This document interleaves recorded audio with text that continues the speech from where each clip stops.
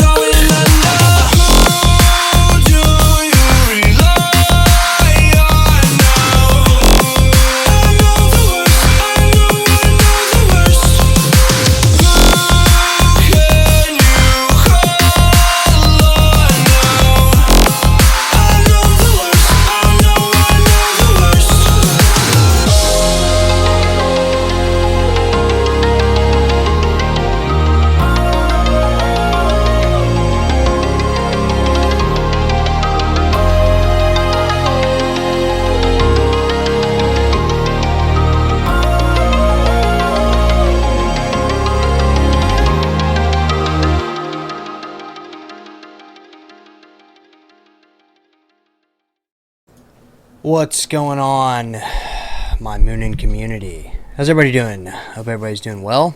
I'm doing pretty good.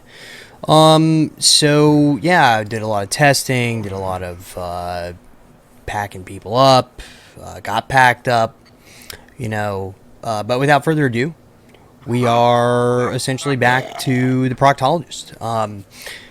I know you guys love the Proctologist builds every time I've made them. It's always some proc cheese that somehow is just kind of tanky or really tanky and just blows people up. Anyways, I made a couple adjustments. I've, as you guys saw in the footage, I play tested it with many different things. And there's a lot of different ways to run the build. The current one that I'm running is just maximizing damage, as well as trying to maximize as much tankiness as possible.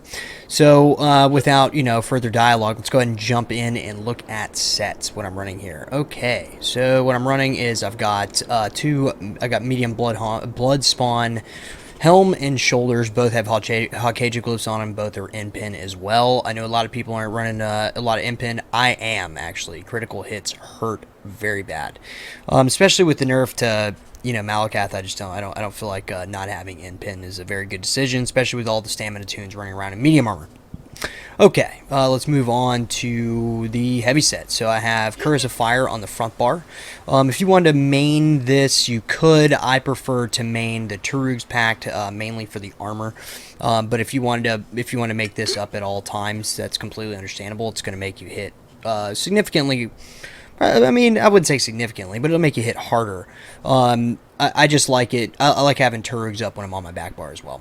Anyway, so fire, if you guys aren't aware of what it does, gives weapon damage, max stamina, 657 weapon critical, as well as when you deal damage, you deal an additional 2622 flame damage. Now keep in mind, this is also, this goes up with your weapon damage. So as you increase your weapon damage, that damage will also go up as well. And it does this every 2 seconds when you deal damage with a weapon. So, I mean, that's going to be anything from executes to light attacks. All that stuff will proc this every 2 seconds. Now, don't mistake this. This set does hit very hard. Okay, so let's dive into what I have on the jewelry. I switched to protective. I was running infused, but I wanted to go 2 damage sets. I think it runs a little bit better. I like it a little bit more. It kind of gives me a little bit more burst damage. And we have relatively low weapon damage, so it looks like I'm not going to do a whole lot of damage, but I will blow somebody up. Anyways, so again, I'm running 3 protective glyphs. I've tried the lady, I've tried other Mundus Stone, the warrior Mundus Stone and all that. And personally, I feel like the 3 weapon damage glyphs with the protective, it just makes you quite tanky if you're going to be in 2 damage sets. So we are back to that again, where I think protective might prevail. Might be a bit stronger if you're not running pariah. On the front bar, I've got Maul of Fire. There's going to be a sharpened maul, as well as it's going to have a weapon and spell damage glyph. Keep in mind, we do have Turugs up 100% of the time, so you can basically have this front bar active 100% of the time. So this is the other place that we're getting a lot of our weapon damage. So keep in mind, this is going to increase our weapon damage by 504 every 5 seconds, and basically it's coming up off cooldown. I think it's like a 6 second with Turugs, even on a sharpened. Alright, and on the back bar, this is kind of where we get into the meat of the build. We're running Black Rose Mace, so whenever we have Blade Cloak active, it's going to deal, when I deal damage, Blade Cloak grants me Spectral Cloak, it says 0 seconds, but it's actually like a 5 or 6 second buff anyways. It reduces the damage I take by 6%, while also increasing the damage I deal by 6%. This is really, really strong with the glyphs. So on the back bar, I'm running Shock and Flame. I'm actually going to probably change this Flame enchant over to Disease enchant, mainly because we are running Fire on this setup, so we're already proccing Burning a lot with Fire. So again, I'm probably going to go Diseased here, so I'm going to be running Shock and Disease. You would definitely want to run Shock because it can apply Minor Vulnerability.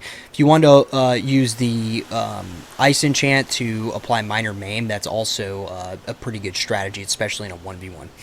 Because Minor Maim is hands down probably the strongest defense in the game, in my opinion. So now I am running only 3 pieces of heavy, and I'm running 4 pieces of medium. If you want to run 1 piece light, you're more than welcome to. I just felt like the benefits of 1 piece of light, they're not good enough for me to take. They're not that good, so I'm not running the one light piece.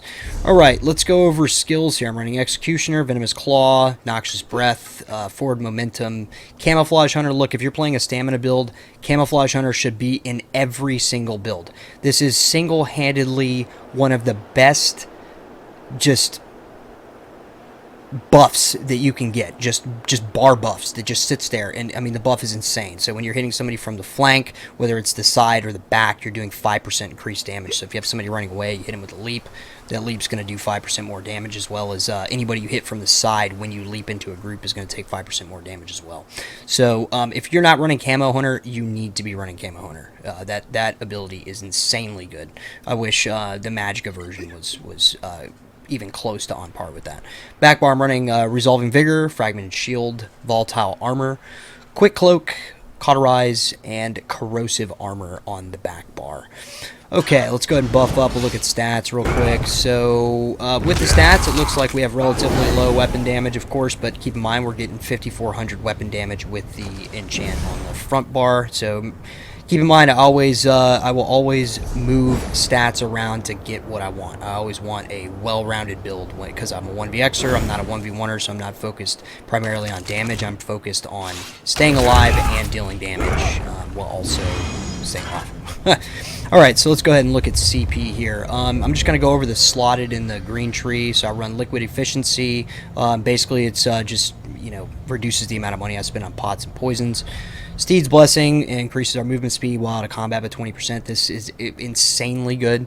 As well as Rationer, just reduces how much money I spend on food because I'm always eating the highly expensive food.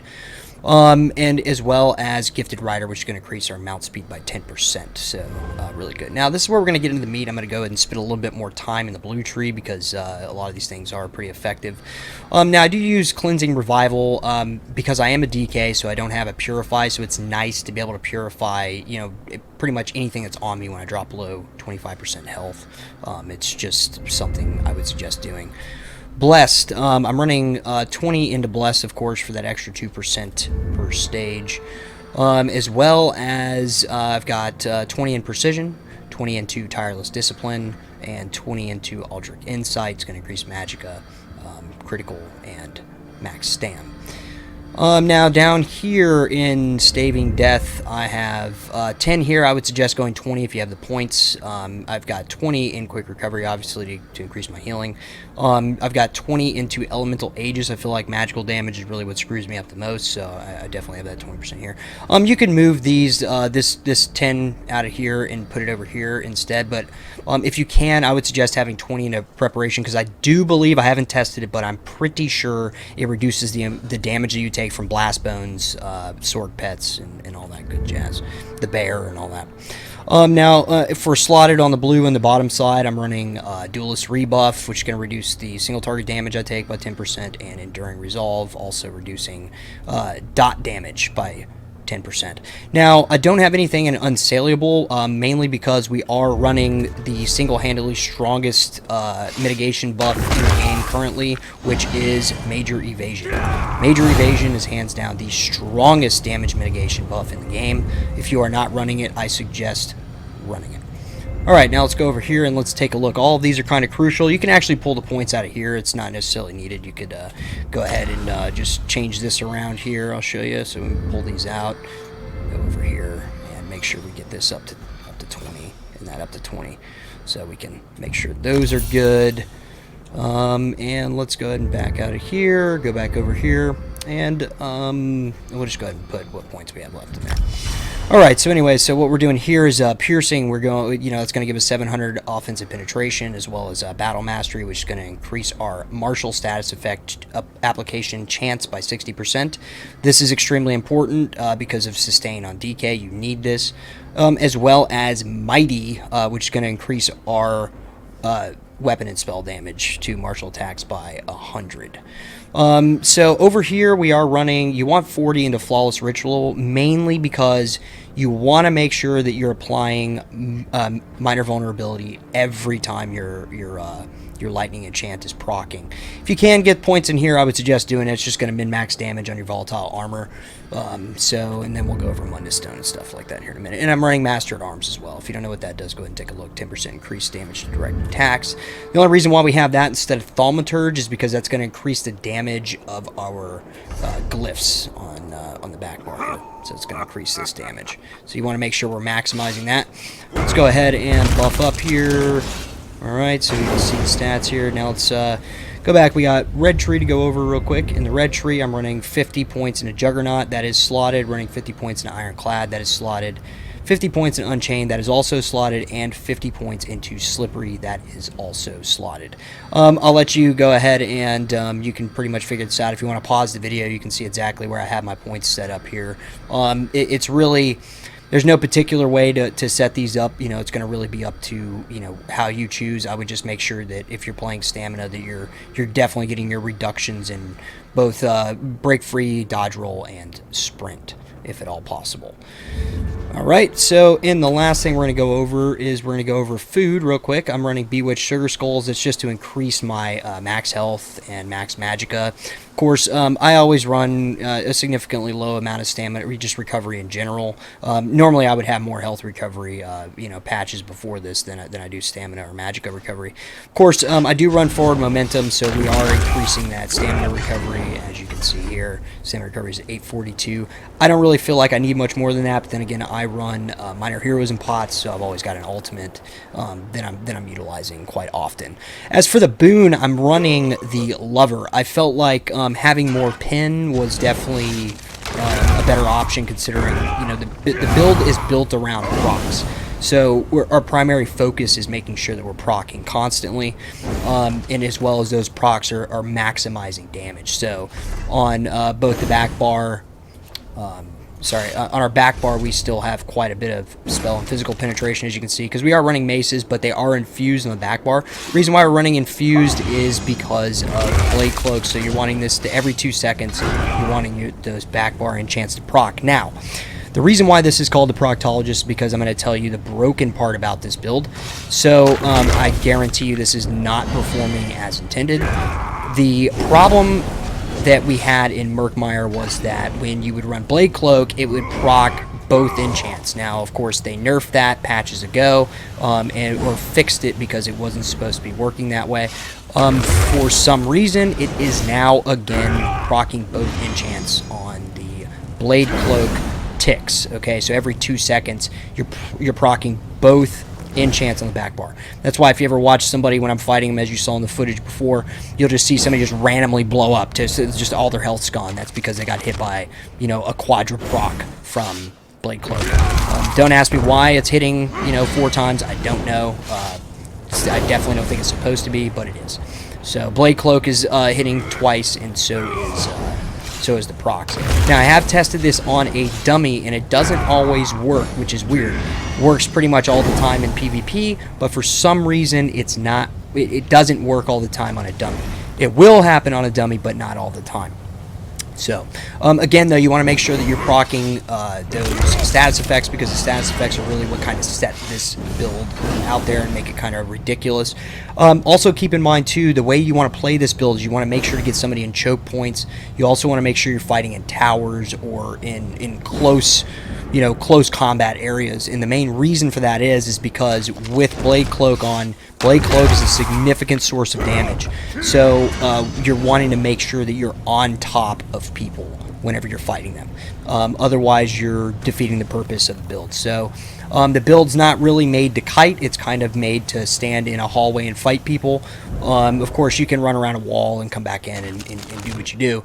But just make sure that you're not trying to play this as a kite DK. You're definitely trying to stay in somebody's face. So we are pretty tanky, as you can see. We got 31,000 spell resist and 28.1 thousand physical resist with 2209 critical resistance.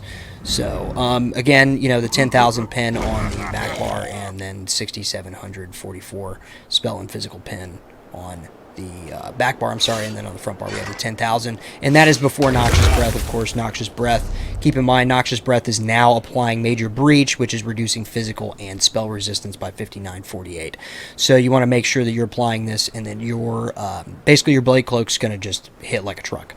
So anyways, I hope you guys enjoy. I love making these proc builds. Might as well just exploit it. Might as well utilize the double proc on the Blade Cloak while it's available. I imagine they probably will nerf it once a lot of people start using it, because it is broken. As well as if you use Twin Slashes, whether it's Blood Craze or the other morph.